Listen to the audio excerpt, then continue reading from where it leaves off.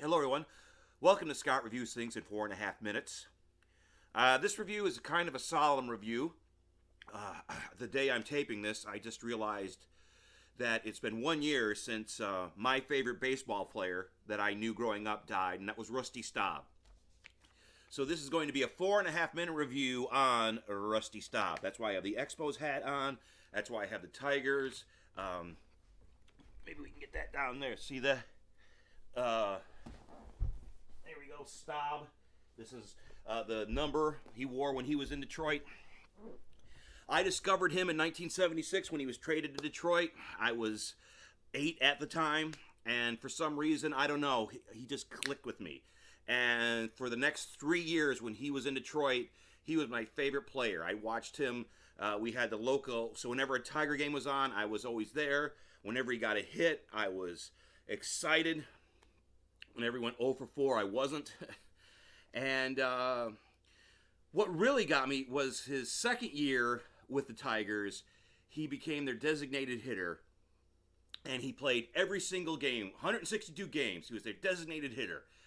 And I don't know, for some reason, so before David Ortiz, to me, the greatest designated hitter of all time for those 2 years was Rusty Staub. And when he was traded in 1979, I literally cried. I cried. I remember crying. I remember my grandfather calling me on the phone because they announced the news right before a Tiger game, and I got a call, and I was just bawling. And that's really one of the last times I remember ever crying because, I don't know, he just, like I said, he just struck a chord with me. So when he left, I followed him in the paper. That's when you had papers. You'd look in the box scores. And so Rusty Staub was a 23-year veteran.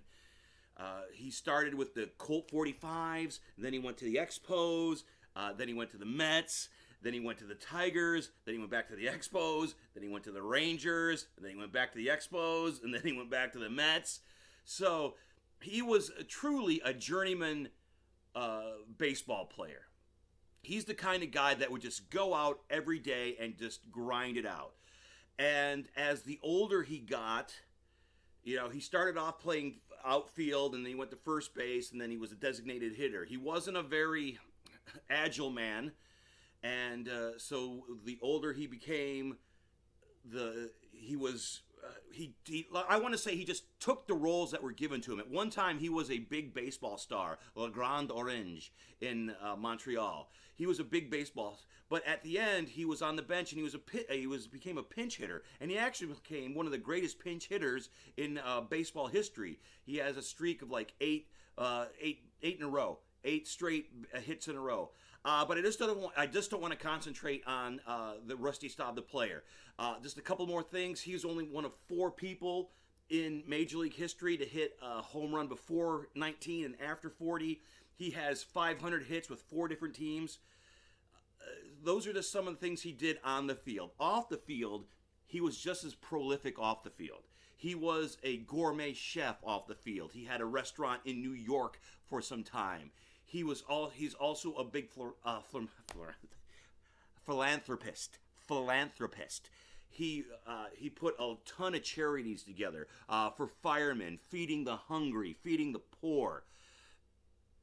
He also wrote children's books.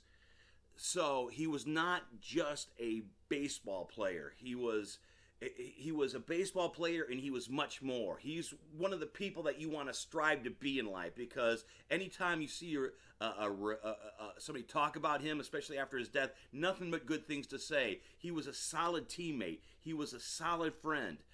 That's what you want in a person.